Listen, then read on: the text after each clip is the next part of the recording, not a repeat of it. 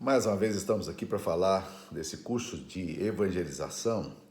Se você está me acompanhando, gostaria de continuar as próximas lições, então elas estão disponibilizadas aí. Já falamos sobre alguns assuntos, sobre alguns temas, e gostaríamos hoje de falar sobre o uso da apologética na evangelização. Como é que nós podemos fazer uso da lógica, da argumentação, da filosofia, da teologia para poder comunicar de forma mais eficiente o evangelho àqueles que precisam de salvação. Gostaria de começar com um texto que para mim é um texto referência quando se fala de apologética.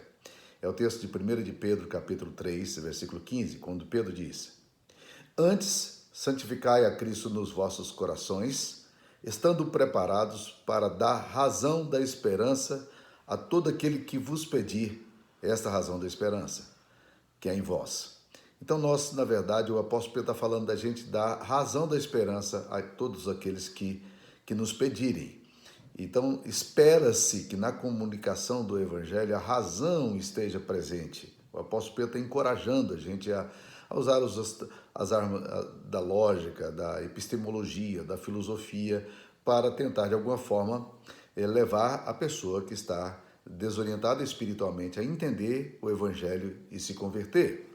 Por que isso? Porque, na verdade, gente, a geografia da batalha espiritual é a mente. A mente do ser humano é aqui que se encontram as grandes lutas. Não é sem razão que quando Paulo vai falar das armas da guerra, ele afirma que nós precisamos colocar o capacete da salvação. O capacete é para proteger a cabeça. Você usa o capacete para ter uma mente protegida.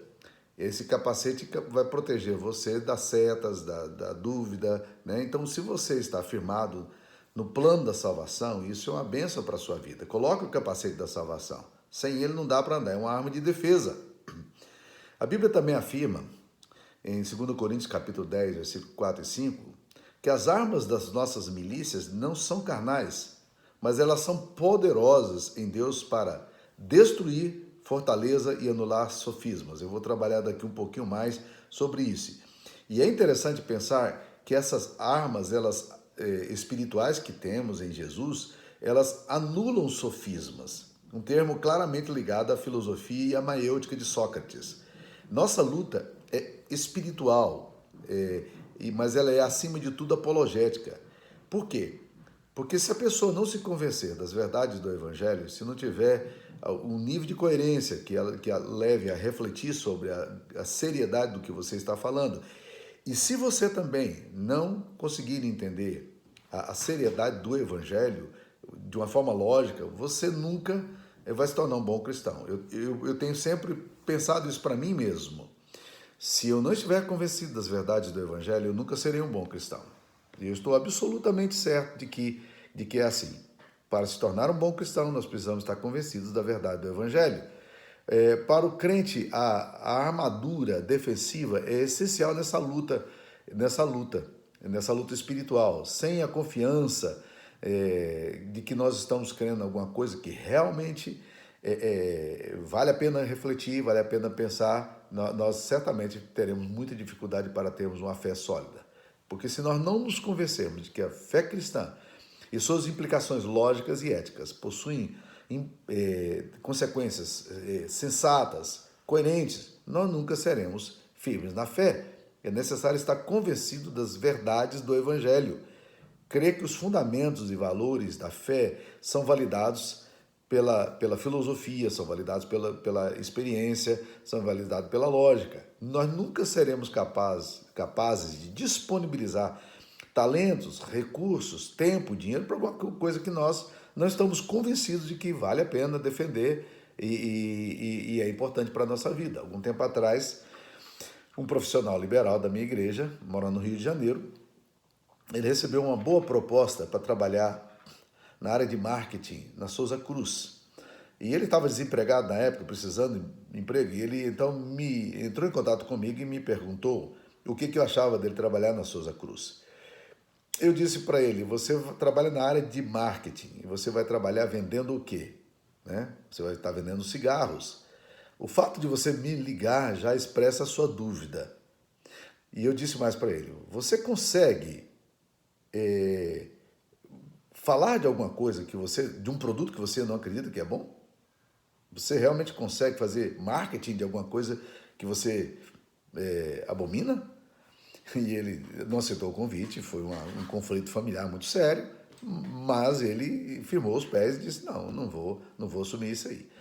Também no Rio de Janeiro, há muitos anos atrás, quando eu era pastor ainda da Gávea, um rapaz que estava fazendo formação na área ele ia se tornar cineasta no Rio de Janeiro, ele foi criado na igreja, mas ele não estava convencido de que o evangelho era alguma coisa que ele pudesse empenhar a vida dele.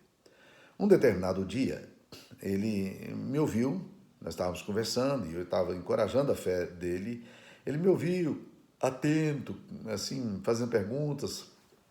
Lá pelas tantas, ele teve um insight muito curioso.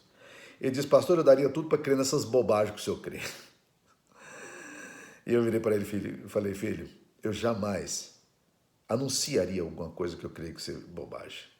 Se eu estou falando para você disso, é porque eu estou absolutamente convencido de que o que eu falo tem uma fundamentação séria, tem implicações sérias, e quando a verdade é levada às suas últimas consequências, o evangelho é levado às suas últimas consequências, a Bíblia é levada às suas últimas consequências, como dizia Francis Schaeffer, ela é sempre verdade.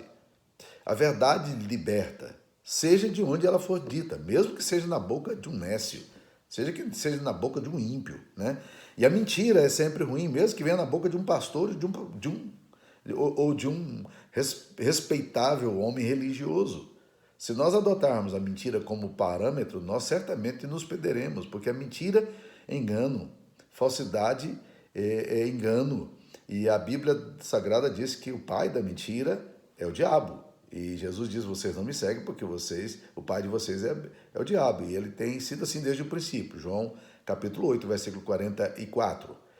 James Mix, que é um pastor, um negro, lá em Chicago, ele uma vez dando uma palestra, ele falou ele contou uma história, não sei se verídica ou não, de um pastor que todos os domingos via na sua comunidade uma pessoa participando dos cultos, atento, simpático, mas nunca se comprometeu com o evangelho. Nunca tomou a decisão de batizar, nunca fez um discipulado. Ele ia no culto da noite, assistia o culto da noite e ia embora, não cumprimentava ninguém e já era. Um dia o pastor conseguiu ter um contato com ele e ligou para ele, ou conversou com ele, e disse, rapaz, eu estou vendo você há 3 anos praticamente frequentando a igreja, todos os domingos, você é mais regular do que os membros da minha igreja. Mas eu nunca vi você assumindo um compromisso pela sua fé em Cristo Jesus, né? O que está te impedindo de tomar uma posição por Jesus e pelo Evangelho? Ele disse, pastor, eu não creio em nada daquilo que o senhor fala. Aí ele disse, como? Ele disse, eu não creio em nada daquilo que o senhor fala. Eu disse, então me ajuda a entender aqui. Se você não crê em nada daquilo que eu falo, por que que você tem ido todos os domingos na igreja? Ele disse, eu não creio em nada daquilo que o senhor fala, mas eu gosto de ouvir gente que crê naquilo que fala, né? Então, é muito interessante esse negócio. Você precisa ter convicções claras e profundas, está absolutamente certo de que o evangelho ele é importante para a sua vida para que você também possa transmitir o evangelho. Então, nós vamos usar todos os recursos da mente. É isso que a apologética fala. A apologética é a defesa da fé. Isso é apologética. Aliás, apologel vem exatamente do termo defesa. O apóstolo Paulo usa isso, falando em Romanos capítulo 1, versículo 20, de que tanto os atributos de Deus, a sua eterna divindade, claramente se reconhecem desde o princípio, por meio das coisas que foram criadas, e os homens ímpios são indesculpáveis, eles não têm apologética. Literalmente o apóstolo Paulo usa esse termo. Eles não têm como se defender diante de Deus, né? Então nós precisamos entender a questão da apologética, a defesa da fé. Nós nunca seremos um cristão firme na fé se intelectualmente nós não admitirmos, compreendermos, chegarmos à conclusão de que isso é filosoficamente razoável para a nossa mente. A apologética, ou a defesa da fé, ela é fundamental na evangelização. Nenhuma pessoa se tornará um crente convicto se ele não estiver envolvido, certo de que a fé dele, se levada à última instância, vai fazer sentido, né? Por isso que John Stott fala que crer é também pensar. Deixa eu tentar mostrar para vocês o uso da apologética na Bíblia, como ele é muito mais comum do que a gente imagina, o termo apologética. Olha lá. Em Atos capítulo 22, o apóstolo Paulo vai falar exatamente sobre isso aos judeus. Atos capítulo 22, versículo 1, o que Paulo diz lá? Irmãos e pais, ouvi agora a minha defesa perante vós.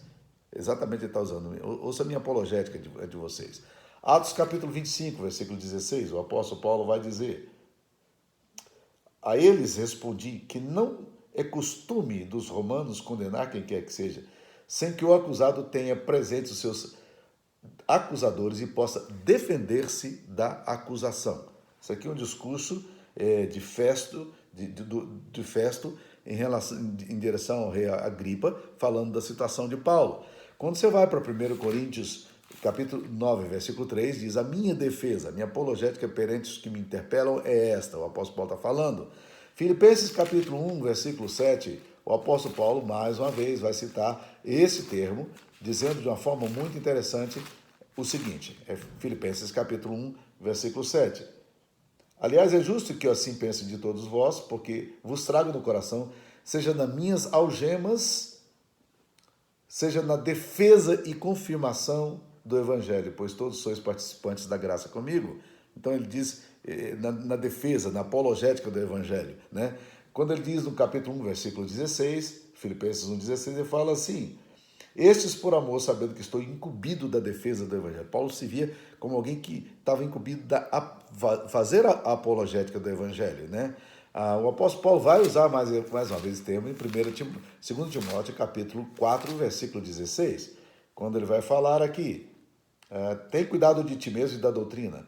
Continua nesses deveres, porque fazendo assim salvarás a ti mesmo, como aos teus ouvintes. Aqui ou melhor, desculpa, é 2 Timóteo capítulo 4, versículo 16. Ele fala assim: na minha primeira defesa, ninguém foi a meu favor, antes todos me abandonaram. Que isso não lhe seja posto em conta. Ele está falando na minha defesa, ninguém saiu na minha apologética, né? O apóstolo Pedro também vai usar a mesma ideia quando ele escreve na sua carta, como nós lemos logo no início: antes santificai a Cristo em vossos corações, estando preparados para responder a todo aquele que vos pedir, razão da esperança que é em vós. As pessoas vão pedir, elas vão perguntar para você. Você precisa estar preparado para dar razão da esperança. Ele não usa o termo apologética aqui, mas ele fala que a fé precisa vir acompanhada da razão. Ele afirma que o preparo em santidade e na mente pode nos ajudar a mostrar às pessoas a coerência do evangelho que nós pregamos. Quando você vai para o livro de Atos e também nas pregações, você vai perceber como a questão da pregação ela era enfática nessa questão da apologética. A pregação ela está sempre voltada para isso. Olha lá em Atos capítulo 9, versículo 20, como a Bíblia diz: e logo pregava nas sinagogas a Jesus, afirmando que este é o Filho de Deus. Olha o termo que ele usa aqui: afirmando.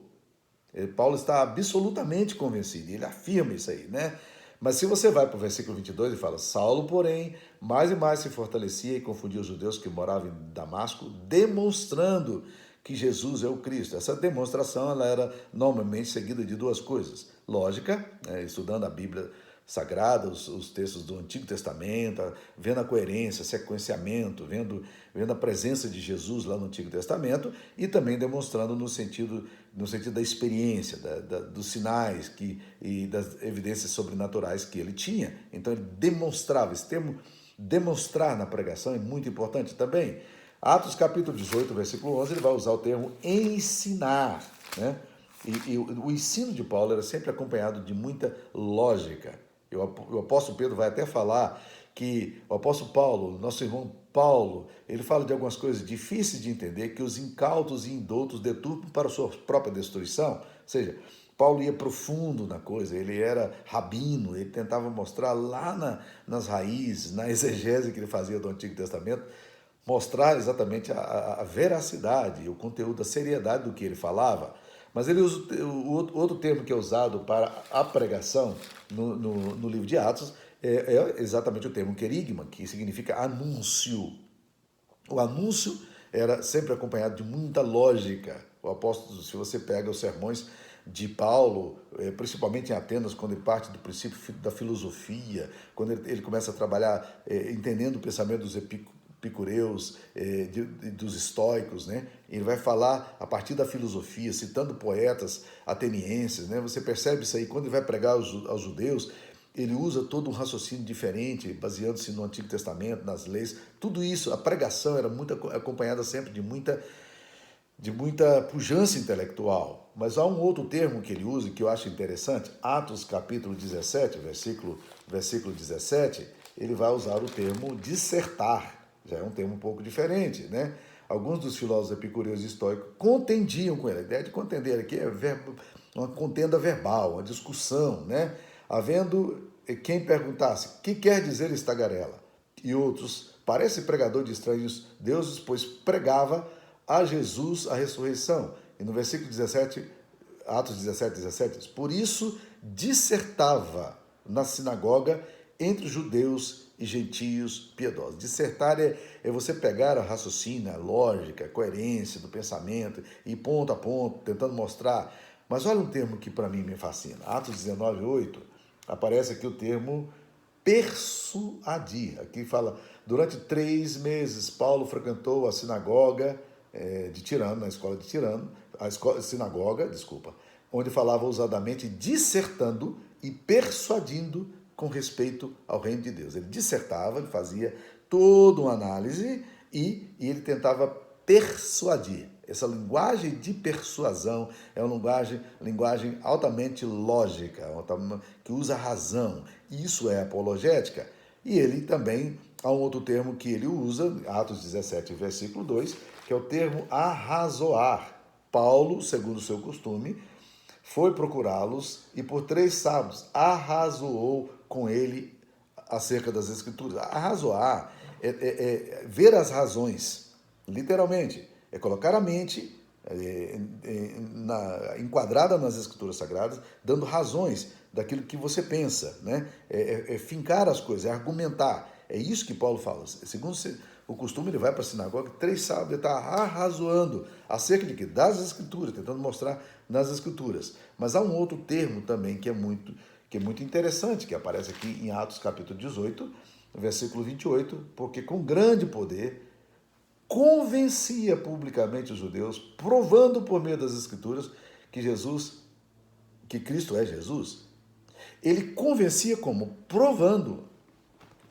Ele dava prova. Ele ia lá, usava a mente dele, a capacidade dele de analisar os textos, o conhecimento que ele tinha no Antigo Testamento era arrazoar, era convencer. O objetivo era exatamente. Então, todo esforço que a gente encontra dos apóstolos, em todo o esforço deles, nós podemos perceber como eles queriam levar as pessoas a um convencimento espiritual, usando a lógica, usando a mente, e convencer, arrazoar, persuadir, são todos termos que demandam uma apologética, demandam lógica, demandam a mente, né? Não é possível fazer evangelização coerente se a mente não for empregada. Você pode até produzir uma evangelização emocional.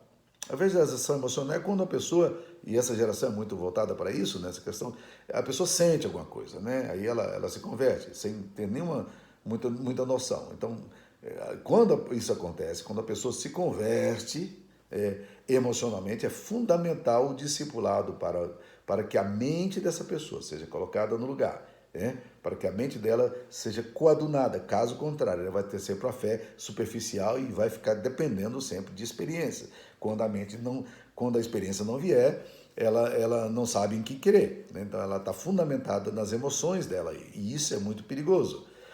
Então o objetivo da apologética é defender a fé. A mente é o alvo do diabo, como nós afirmamos anteriormente. E se nós não entendemos que o cristianismo é lógico, coerente, nós nunca seremos bons cristãos. Quando Paulo escreve em Efésios capítulo 6, versículo 10 e 11, ele fala das ciladas do diabo. Que nós devemos nos defender das ciladas do diabo. A expressão que Paulo usa ali para cilada em Efésios 6, 10 é metodia ou estratégias. Esse termo metodia Ele aparece também em 2 Coríntios 2, 10 a 11. É a palavra que vem, que orienta hoje para métodos para nós, né?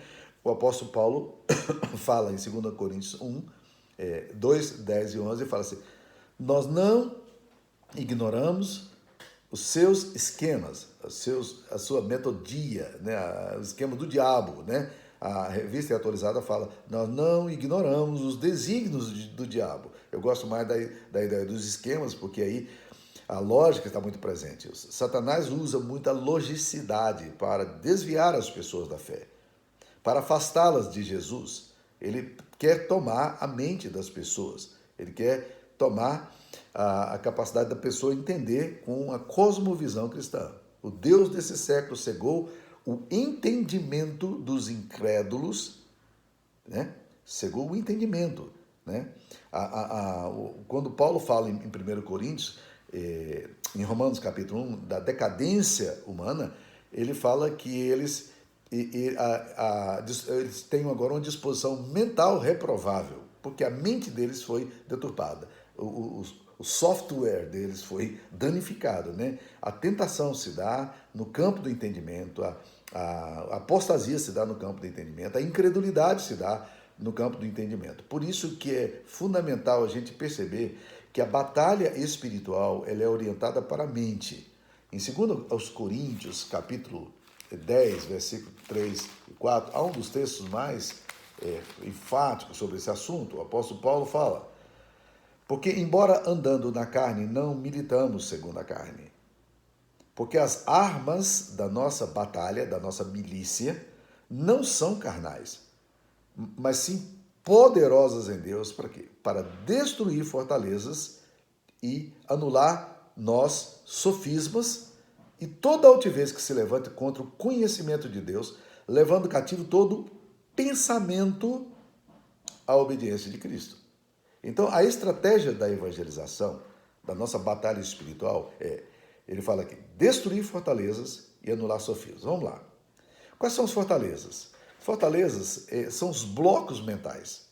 São verdadeiros bunkers que Satanás cria para que a verdade do evangelho não alcance a mente do homem. É muito interessante como sistematicamente nossos filhos, você assistindo Netflix, você vendo novelas, você vai perceber que a mente não é orientada em direção a Deus. Pelo contrário, a mente é orientada em direção ao mal, né, e à incredulidade. Então, nós precisamos destruir fortalezas. O homem sem Deus, ele tem verdadeiros bunkers, esses lugares de proteção, esses esquemas mentais que precisam ser destruídos com o poder do evangelho. Mas ele usa outra expressão, anulando sofismas. Sofisma é um termo muito técnico, é um termo usado, na verdade, na filosofia socratiana. Sócrates é que usava essa ideia. O que são sofismas? Sofismas são argumentos intelectuais que são usados para enfraquecer a fé das pessoas. Esse é o método que Satanás usa. Existem alguns sofismas que são muito interessantes, porque você usa uma premissa verdadeira, mas para chegar a uma ilação errada. Por exemplo, né? Quando a pessoa fala assim, cada um opta pelo sexo que quer. Cada um opta pelo sexo que quer. Não parece uma premissa correta? Né? Mas ela é errada. Por quê? Porque você não tem possibilidade de fazer opção pela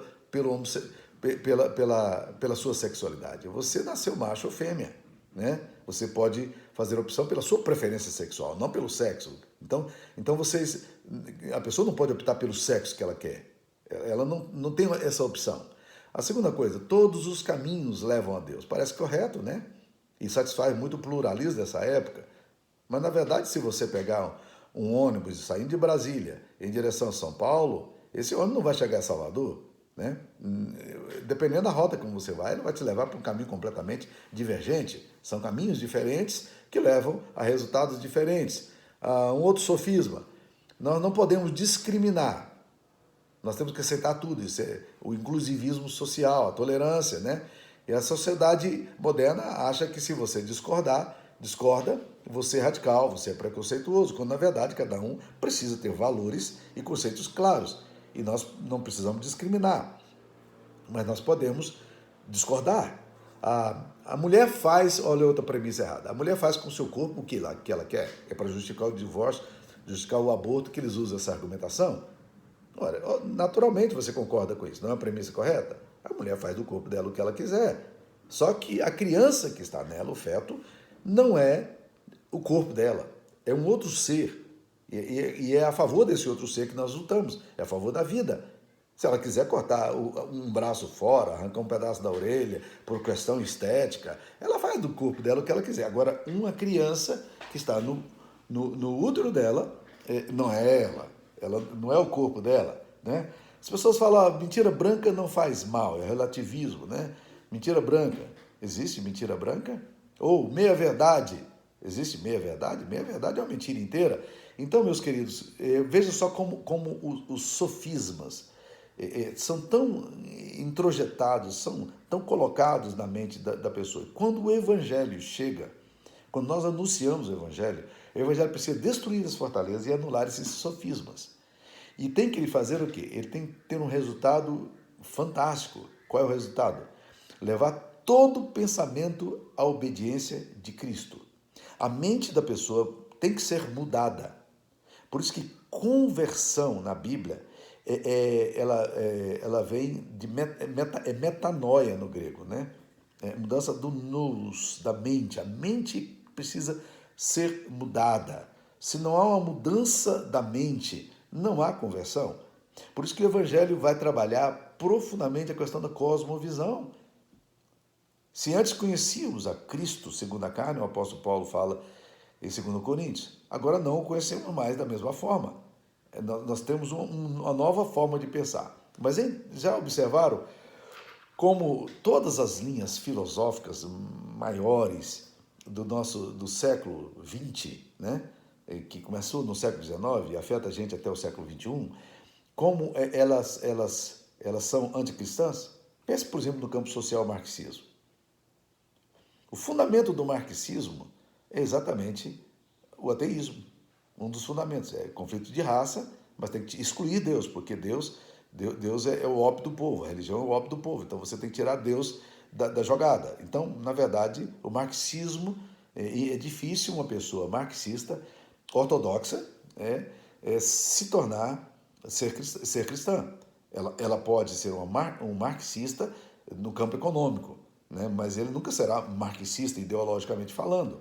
Quando você vai para o existencialismo, o que o existencialismo fala? Viva aqui agora, não importa muito a sua essência, importa a sua existência. Portanto, faça o que você acha que tem que fazer agora e você satisfaz, busca o seu prazer, busca a sua alegria, porque a vida é isso aí e vamos embora.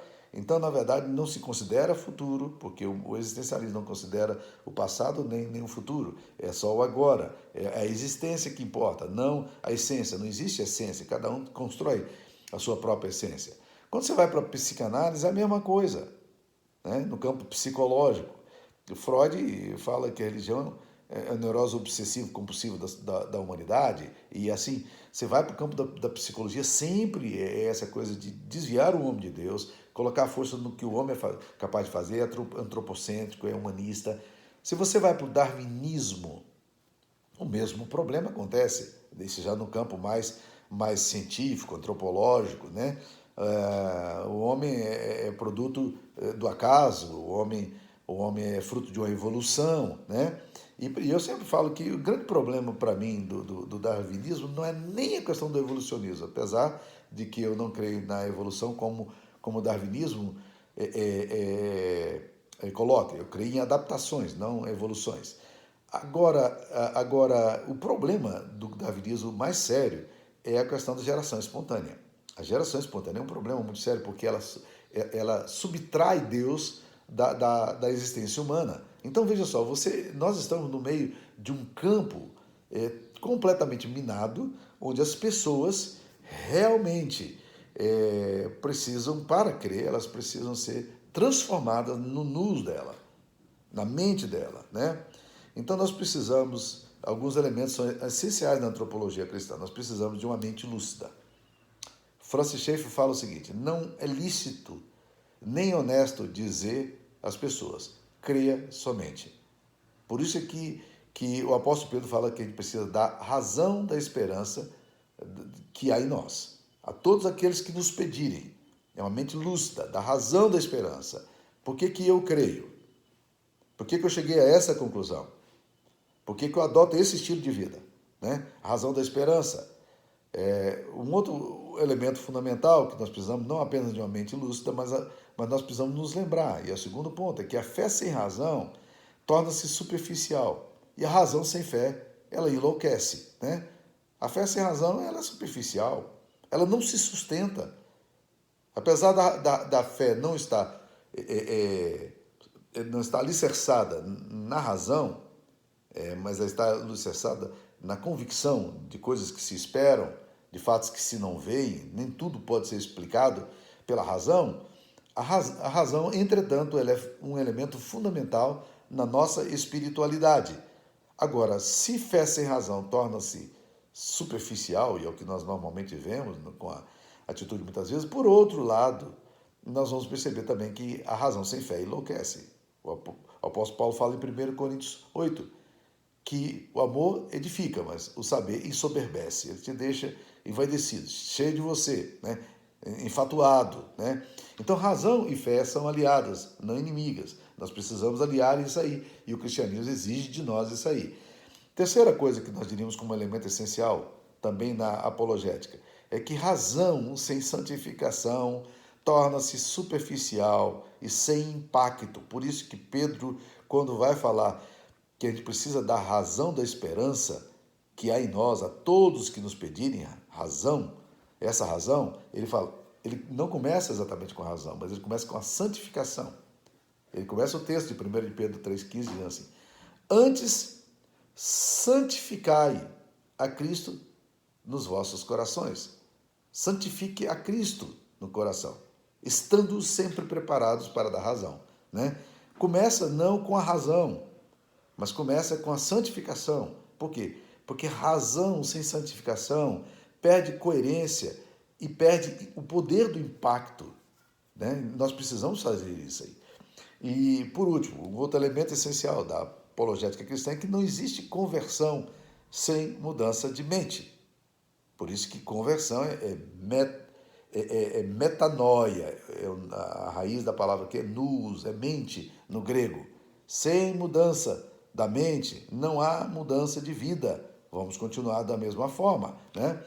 Quais são os objetivos, então, da apologética cristã em relação à evangelização? A primeira coisa que eu diria para vocês é que nós, com a apologética, né, nós objetivamos remover a barreira intelectual dos descrentes. Os descrentes, eles têm esses bunkers, como nós falamos. Eles têm esses esquemas, que é a metodia do diabo, né? Eles têm essa forma de pensar. E nós precisamos, com a graça de Deus, arrazoar, convencer, persuadir, usando as categorias da razão que Deus nos deu. A fé não se fundamenta na razão, como nós falamos. Existem coisas que transcendem a nossa compreensão e se encaixam na categoria do mistério e do sobrenatural. Mas nem tudo que é transcendente, embora nem tudo que é transcendente possa ser entendido, isso não significa que nós devemos desprezar a lógica. E Paulo chega a falar, certamente a palavra da cruz é loucura para os que se perdem, mas para nós que somos salvos, poder de Deus. Embora a fé não se sustente pela lógica, ao mesmo tempo, não podemos acreditar que fé é suicídio intelectual. Por isso que as armas de Deus, elas são poderosas para destruir fortalezas intelectuais e anular sofismas, né? E todo o pensamento que se opõe à obediência de Cristo, né? Então, o objetivo da apologética é remover a barreira da incredulidade que existe nos descrentes. A segunda coisa que nós fazemos, importante na evangelização, é que também a apologética ela busca fortalecer a própria fé. Nós precisamos de uma apologética cristã para que a nossa fé seja fortalecida. Schaeffer afirma que a fé cristã, quando levada às últimas consequências, ela sempre pode ser averiguada, verificável, e ela sempre faz sentido. Por isso que uma das clássicas frases de Francis Schaeffer era: obrigado por me dar mais motivos para adorar o meu Deus. Então nós encontramos mais motivos. E Satanás fará de tudo para te convencer de que o que você crê não tem sustentabilidade. Não foi isso que ele fez com Eva? Não foi exatamente assim? Ele senta ali com Eva, ele vai argumentando com Eva, ele vai questionando o caráter de Deus, ele vai questionando as verdades de Deus, ele vai colocando crise no coração de Eva, ao ponto de que Eva já não suporta mais e ela cede. Ela entra nesse desequilíbrio. Por isso que o anti-intelectualismo cristão, ele é um problema, porque ele enfraquece a fé. O anti-intelectualismo cristão tira de nós as convicções e nós precisamos tomar muito cuidado com isso aí. E é interessante quando Paulo está trabalhando com uma comunidade muito mística, que é a igreja de Corinto, a questão dos dons ali rolando na igreja, as coisas sendo discutidas, profetas rolando na igreja, dom de línguas, aquele negócio todo. O apóstolo Paulo vai tentando trabalhar a questão da lógica e lá pelas tantas, em 1 Coríntios 12, 15, ele afirma: que farei, pois? Ok, diante de tudo isso que ele está ouvindo, vendo, essa questão aqui, Paulo está querendo regular a questão do uso dos dons nos cultos públicos. Ele fala: o que nós faremos então? Aí ele diz uma coisa interessante: orarei com o espírito, mas também orarei com a mente. Cantarei com o espírito, mas também cantarei com a mente. Eu não vou desprezar minha mente, é isso que ele está dizendo. Gente, eu não vou jogar fora a lógica, né? Então, sempre que esse desequilíbrio ocorre, a nossa fé enfraquece. Pessoas intelectualizadas demais, elas correm o risco de perder a dimensão do mistério. Mas pessoas que buscam experiências e buscam sempre essas questões carismáticas e não se preocupam com a mente, sem dosar com coerência e entendimento, vai se tornar presa fácil do diabo. É por isso que Jeremias fala no capítulo 29, versículo 26, do fanático que quer se passar por profeta. Fanático que é uma expressão forte, não?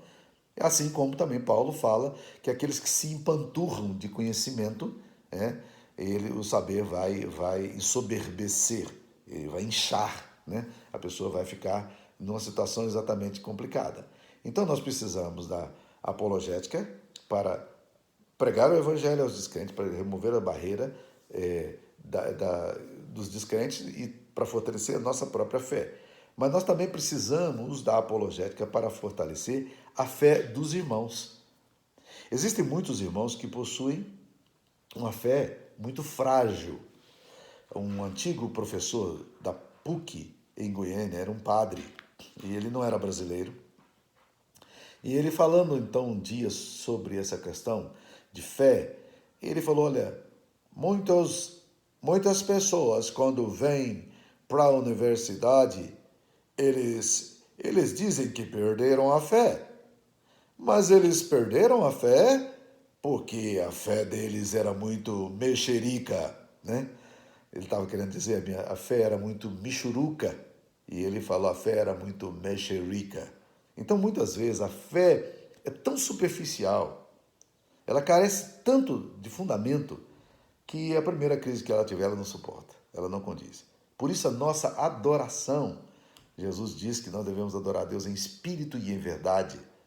E o nosso amor a Deus, segundo a sabedoria judaica, né? Amarás o Senhor teu Deus de todo o teu coração, de toda a tua alma, de todas as tuas forças, de todo o teu entendimento, a mente entrando junto. O livro de Salmos nos ensina a louvar a Deus com arte e com júbilo. Salmo 33, 3. É muito interessante, né? Júbilo é uma coisa empolgante, mas arte é essa questão técnica que você precisa usar, né? Então nós precisamos, e por isso a Bíblia nos convida a dar ao Senhor a glória devida ao seu nome, a glória devida ao seu nome. Deus nos fez seres que pensam, seres racionais, e a fé e a razão não são incompatíveis. John Stott, no livro dele, Crer é Também Pensar, um livro que eu encorajo você a ler, ele fala que uma determinada pessoa procurou o pastor e disse ao seu pastor: pastor, quando eu venho para a igreja, eu sou só coração, eu deixo a minha mente em casa, eu sou só coração. E ele disse o seguinte: olha, da próxima vez que você vier à igreja, traga também a sua mente, por favor, né? Então nós precisamos da apologética para fortalecer a fé dos irmãos. O Larry Crabb, sobre aconselhamento, ele fala que o aconselhamento bíblico é colocar a mente da pessoa no lugar. Ele afirma, a pessoa sofre grandes conflitos porque a mente dela está pensando equivocadamente. E quando você consegue dar esse ajuste na mente dela, ela passa a pensar de acordo com as categorias do Evangelho e ela resolve o conflito dela porque ela tem uma mente que está fundamentada nas verdades do Evangelho. Mas, por último, eu queria terminar exatamente com isso aqui, que a apologética não substitui a oração nem o Espírito Santo. É um aspecto que precisa ser mencionado. O apóstolo Paulo fala para Timóteo evitar os falatórios, né? E ele fala dos riscos das pessoas de se perderem no que ele chamou das contradições do saber. Aliás, era uma acusação que estava sendo feita a Timóteo. Ele era acusado das contradições do saber. Talvez porque Timóteo usasse muita lógica, né? Mas é muito fácil a gente se satisfazer ou achar que pode resolver a questão da nossa fé com a mente fria, com o coração frio, né? Achando que nós somos capazes de convencer o pecador, a pessoa a vir a Jesus através de uma boa lógica, porque nós temos uma boa formação teológica, filosófica, né? E isso não é verdade. Quando Jesus conta a parábola do semeador, ele fala que na parábola que pregar envolve batalha espiritual. E ele usa uma expressão que me chama muita atenção na parábola do semeador. Mateus não registra dessa forma, mas Marcos vai registrar. Diz assim, que a semente que foi semeada à beira do caminho, enquanto aquelas pessoas ouvem, logo vem Satanás e tira a palavra semeada neles. Mas olha a expressão de Jesus, enquanto a ouvem, não é depois. A palavra não é tirada depois. No momento em que você está ministrando, vem Satanás e tira do coração do descrente a verdade. É muito sério isso aí, né? E nós precisamos estar atentos a isso aí. Por isso que nós precisamos orar pelos nossos sermões. Uma outra coisa que Jesus usa, que é muito interessante, ele fala em Mateus 13, 19, de que as pessoas não compreendem a palavra, vem o maligno e arrebata o que foi semeado no coração. Elas não compreendem. É óbvio que essa compreensão espiritual ela é dada pelo Espírito Santo. Por isso é que nós podemos arrazoar, demonstrar, convencer, pregar, ensinar, todos esses termos que nós analisamos aqui, mas isso não gera conversão. Não gera conversão. Por isso que as armas da nossa milícia não são carnais, mas são poderosas em Deus para destruir fortaleza e anular sofisma, trazendo todo pensamento cativo à obediência de Cristo. Então, meus queridos, por mais que a gente se esforce apologeticamente para poder pregar, precisamos depender do poder do Espírito Santo. John Wesley narra que por muitos anos ele pregou o Evangelho e com resultados pífios. Até que um dia ele teve uma visitação especial de Deus na sua vida. Ele chama essa experiência até como uma conversão, embora ele já fosse pregador. E isso mudou radicalmente a vida dele. Aí ele diz o seguinte: eu pregava os mesmos sermões, Eu usava as mesmas ilustrações. Eu seguia os mesmos raciocínios anteriores. Mas algo de especial agora estava acontecendo quando ele anunciava as verdades do Evangelho. As pessoas compreendiam o Evangelho e se rendiam a Jesus. Então, meus queridos, nós precisamos usar a apologética na evangelização, sim. É imprescindível, sim. Vemos na palavra de Deus como isso é necessário. Mas não nos esqueçamos. Sem a graça de Deus, nós não vamos fazer muita coisa, tá? Para terminar, uma ilustração de um homem que eu conheci, José Alves. José Alves era um presbítero da igreja, muito bom evangelista. E ele, durante muitos anos, ele foi maquinista daqueles enormes trens ali da região de Minas Gerais. Ele morava em Governador Valadares. E ele foi maquinista durante muitos anos. Era uma grande responsabilidade. E um dia ele ouviu o Evangelho e o Espírito de Deus abriu o coração dele para crer. E ele realmente se tornou um cara apaixonado por aquilo. Logo na semana seguinte ele já procurou o pastor e disse: pastor, eu quero pregar, eu preciso pregar. E o pastor dele, assim, meio constrangido, mas ao mesmo tempo não querendo deixá-lo embaraçado, disse: tudo bem, nós vamos nos reunir lá na casa da irmã fulana de tal, da semana que vem, e você vai pregar lá na quarta-feira lá para nós. Aí ele se preparou, animado para ir e tal, né? E ele tinha uma impressão de que as coisas desceriam sobre ele e ponto, ele falaria, né? Assim, ele achava que os pastores chegavam lá sem nenhum preparo e as coisas aconteciam. E ele então, um homem muito simples, usou o argumento que ele conhecia. Ele tinha uma hortinha na casa dele, disse: gente, a fé cristã, ela precisa ser fortalecida como com adubo, com água, nós precisamos cuidar para que a fé cresça, como um pé de alface cresce e tal, não sei o quê. Ok, beleza, 1 minuto e meio de argumentação. E logo em seguida ele virou e falou assim: a fé cristã também, meus irmãos, precisa ser como um trem que vai assim, seguindo o trilho, não se desvia do trilho. Ele era maquinista, ele entendia muito bem disso. E aí, ele, homem simples, não tinha mais o que dizer. Ele olhou para um lado, olhou para o outro, não sabia mais o que falar, embaraçado. Ele virou para o pastor, envergonhado, e disse assim: pastor, vazio eu não prego, não. Eu tenho pensado muito nessa frase dele. Eu conheci Zé Alves foi um grande amigo do meu pai, lá em Gurupi, presbítero da mesma igreja, caçador, amigão do meu pai. Mas eu tenho pensado nisso que ele falou. Ele num contexto completamente diferente. Vazio eu não prego, não. Que Deus nos dê graça. Deus te abençoe. Use a sua mente. Ore com o Espírito, mas ore com a mente. Cante com o Espírito, mas cante com a mente. Pregue com a mente, mas pregue também com o Espírito. Essa é a palavra de Deus para você hoje. Que Deus te abençoe.